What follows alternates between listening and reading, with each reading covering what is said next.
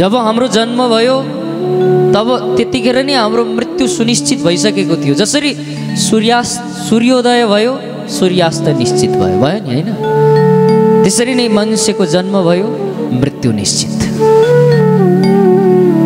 मृत्यु अवश्यम भावी जातस्य ध्रुवो मृत्यु ध्रुवम जन्म मृतस्य च। मृत्युलाई एक दिन सबैले स्वीकार गर्नै पर्दछ र हर दिन हर क्षण हर समय हामी दिन प्रतिदिन कालको ग्रास हुँदै गइरहेका छौँ। कालग्राह मुखग्रास त्रासनेनाश हेतवे। अब यो मृत्युबाट कसरी बस्ने त महाराज?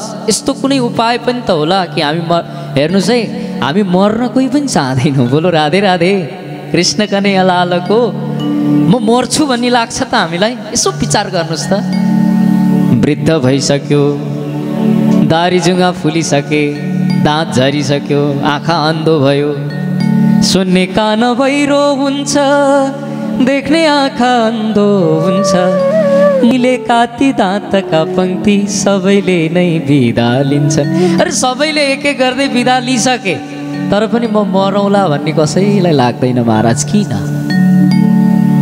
किनकि हाम्रो यो देह जर्जर भए पनि, यो देह नाशवान भए पनि हामी भित्र भएको जुन चेतना छ नि त्यो अविनाशी छ।